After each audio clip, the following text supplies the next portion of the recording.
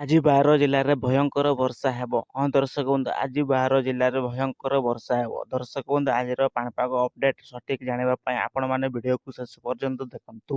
ଓଡ଼ିଶାର କିଛି ଜିଲ୍ଲାରେ ପ୍ରବଳ ବର୍ଷା ସହ ବଜ୍ରପାତ ଏବଂ ଝଡ଼ ପବନ ସମ୍ଭାବନା ରହିଛି। କିଛି ସ୍ଥାନରେ ଘଣ୍ଟା ପ୍ରତି 40 ରୁ 50 କିଲୋମିଟର ବେଗ ପବନ ବହିପାରେ। ଦର୍ଶକ ବନ୍ଧୁ, ଆଜି 12 ଜିଲ୍ଲାରେ ଭୟଙ୍କର ବର୍ଷା ହେବାର ସମ୍ଭାବନା ରହିଛି। ତା ସହ କେଉଁ କେଉଁ ଜିଲ୍ଲାରେ ପ୍ରବଳ ଖରା ହେବ, ବିଶେଷ କରି ବଲାଙ୍ଗୀର, ସୋନପୁର, ବରଗଡ଼, ଝାରସୁଗୁଡ଼ା, ସମ୍ବଲପୁର, ସୁନ୍ଦରଗଡ଼, କଳାହାଣ୍ଡି ଏବଂ ନୂଆପଡ଼ା, ବୌଦ୍ଧ ଏହି ଜିଲ୍ଲାମାନଙ୍କର ତାପମାତ୍ରା ବେଶୀ ରହିପାରେ। ଦିନ ବେଳେ ତୀବ୍ର ଖରା ସହ ଗରମ ପବନ ବହିବାର ସମ୍ଭାବନା ରହିଛି।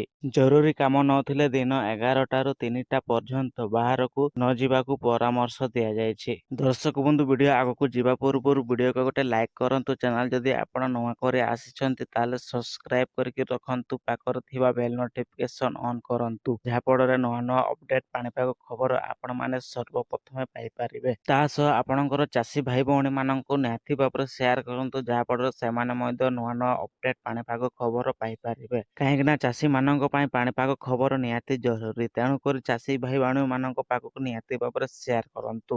ବିଶେଷ କରି ମୟୂରଭଞ୍ଜ, କେନ୍ଦୁଝର, ସୁନ୍ଦରଗଡ଼, ଝାରସୁଗୁଡ଼ା, ସମ୍ବଲପୁର, ଦେବଗଡ଼, ବଲାଙ୍ଗୀର, କନ୍ଧମାଳ, କଳାହାଣ୍ଡି, କୋରାପୁଟ, ନବରଙ୍ଗପୁର, ମାଲକାନଗିରି ଏହି ଜିଲ୍ଲାମାନଙ୍କରେ କିଛି କିଛି ଅଞ୍ଚଳରେ ଭୟଙ୍କର ବର୍ଷା ହେବ ଏବଂ ପ୍ରବଳ ବର୍ଷା ହେବ।